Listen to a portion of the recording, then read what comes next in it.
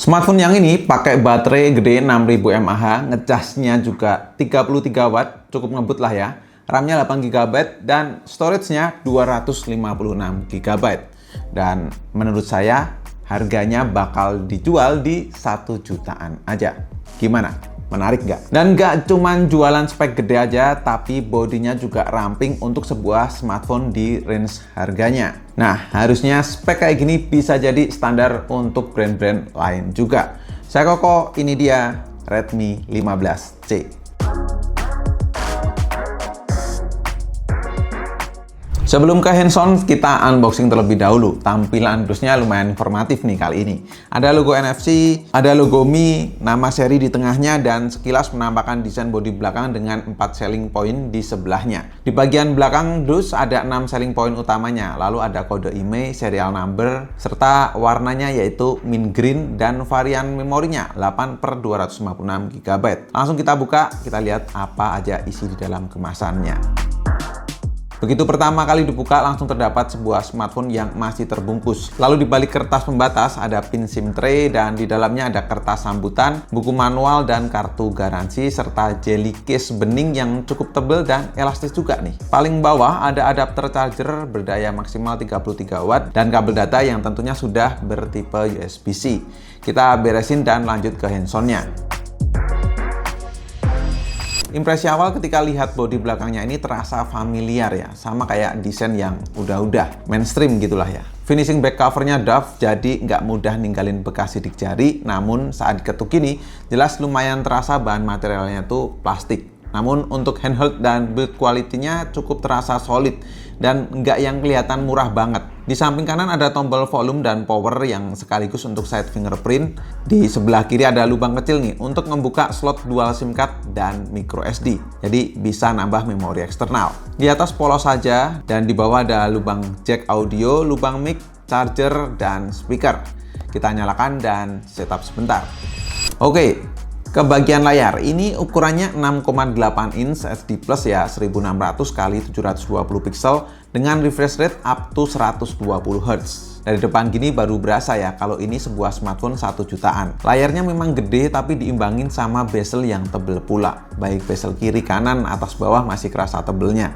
Ciri khas smartphone 1 jutaan lah. Cukup disayangkan sih, padahal secara body tadi sudah oke ya. Ya sebenarnya kualitas layarnya juga sudah cukup sih. HD Plus itu bikin konsumsi daya lebih irit. Detail juga masih dapat 120 Hz-nya buat scrolling juga smooth. Tapi karena ini memang jualannya di 1 jutaan, jadi masih wajar kualitas layar seperti ini. Ya overall secara desain sih memang cakep ya. Cukup ramping dan nggak kelihatan gitu kalau ini sebuah smartphone 1 jutaan untuk di bagian belakangnya. Handheldnya juga solid, nyaman, berkat curve di keempat sisinya ini. Warnanya juga kalem, ini yang saya pegang berwarna mint green.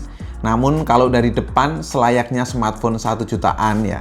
Cuman karena layarnya luas, jadi kamu bisa nikmati konten visual tuh enak. Volume speakernya pun juga bisa sampai 200%. Suaranya kayak gini nih.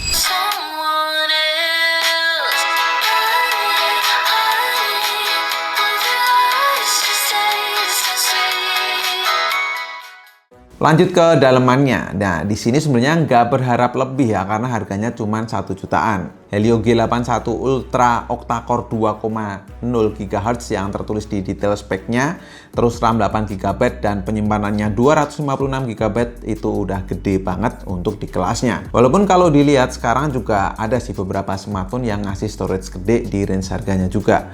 Terus gimana performa dari G81 Ultra?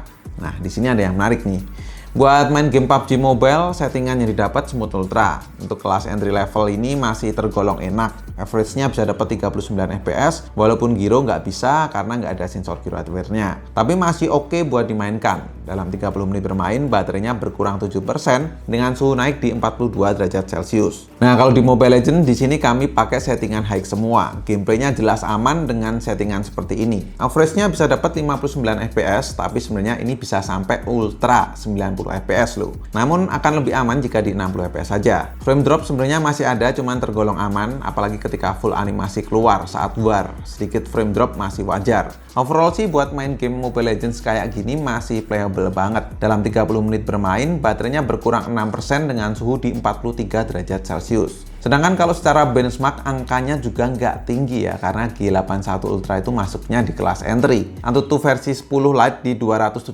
ribuan. Dari skor storage-nya ini bisa diketahui kalau pakai eMMC. Sedangkan di Geekbench 6 single core di 402 dan multicore di 1379. Ya, buat benchmark mah smartphone 1 jutaan cukup wajar lah. Karena fungsi smartphone ini memang bukan buat gembur-gemburan, ya minimal buat daily activity sosmed dan chatting tuh udah bisa banget. Apalagi melihat kapasitas baterainya 6000 mAh, dimana ketika kami tes BCMark bisa dapat 15 jam 53 menit. Ini angka yang tinggi untuk sebuah smartphone 1 jutaan.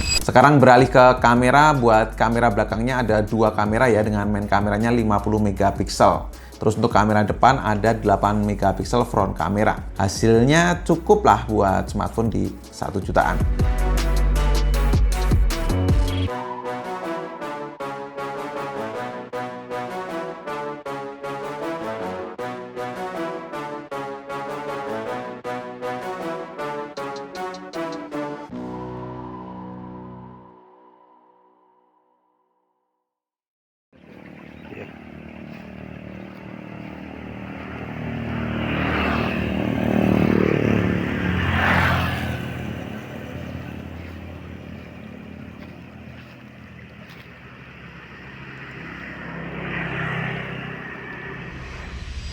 Lalu secara fitur seperti di awal tadi sudah ada NFC itu buat koneksinya, ada Gemini AI, terus ada Circle to Search-nya juga, dan ada support interconnectivity ke device ekosistem Xiaomi lainnya. So, Redmi 15C ini jika dijual 1 jutaan kecil akan sangat menarik menurut saya. Karena kamu bakalan dapat storage gede, baterai gede, layarnya juga gede, dan desainnya juga cakep lah bagian belakangnya ini ya terutama. Ya kalau soal performa masih so-so lah. Cukup lah untuk sebuah smartphone di 1 jutaan. Atau kalau menurut teman-teman gimana nih soal Redmi 15C ini? Coba tulis di kolom komentar. Dan kalau misalkan teman-teman berminat untuk beli, linknya saya taruh di kolom deskripsi atau bisa lewat klik link yang ada di keranjang sebelah sini. Cek aja di situ. Dan cukup sekian untuk video kali ini. Terima kasih banyak untuk teman-teman yang udah nonton dari awal hingga akhir. Kokoh undur diri dan kita ketemu lagi di video selanjutnya. Bye-bye.